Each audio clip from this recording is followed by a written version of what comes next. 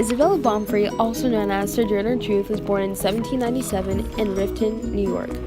There weren't birth records for slaves back in the 1800s, so we don't know exactly when she was born. Isabella was first sold into slavery when she was 9 years old. She was sold to John Neely, a very abusive and cruel master. Later on, she was sold to John Dumont, 1810. John was very kind. Around 1815, Isabella fell in love with another slave, Robert, and their owners forbade it. They were caught and Robert's owners beat him, and they never saw each other again. Around 1826, he told Isabella he'd set her free, but she had an injury. He claimed she had set him back. He kept her until later that year. She took her daughter Sophia and left to a friend's house. They stayed until the emancipation of slaves in New York was finalized. A year later, she found out her son had been sold by her old master, and she took this issue to the court. She won, making her the first African slave to win a case in court. In 1829 and the 1830s, she had a religious revelation and became a devoted Christian. In 1843, she became a Methodist, and she changed her name to Sojourner Truth. In 1844, she decided to join the Northampton Association of Education and Industry. While in this group, she met Frederick Douglass and William Lloyd. Truth started making memoirs to a friend, and Lloyd published these and made it into a book. Truth spoke at her first women's rights convention in Massachusetts. Sojourner Truth is most known for the speech, "Ain't I a Woman?" This speech she challenged racial inequality, and she made this while on a lecture tour with George Thompson. In 1864, she met President Lincoln and served as a counselor in the National Freedmen's Association, helping the emancipation in the West.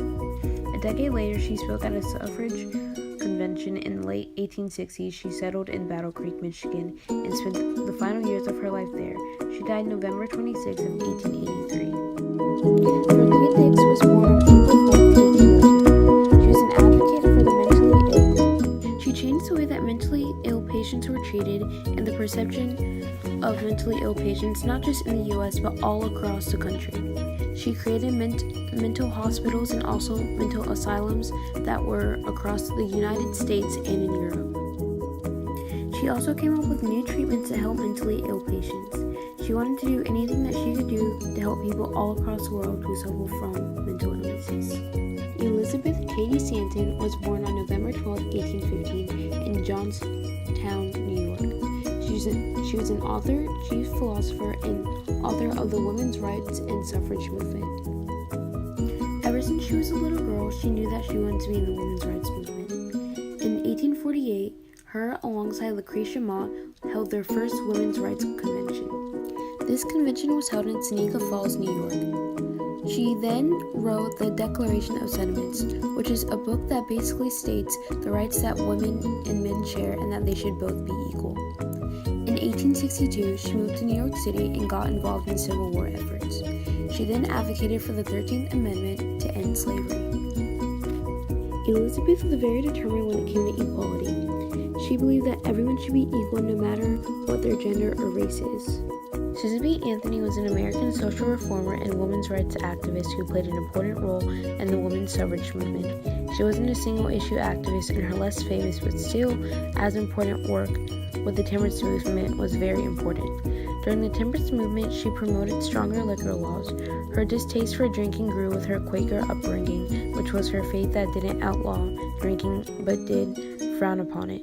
During the time, she joined the Daughters of Temperance, which was a group that focused on strengthening liquor laws and drawing attention to the negative effects of heavy drinking. Along her journey, she was elected president of the Roster branch of the Daughters of Temperance as her influence grew.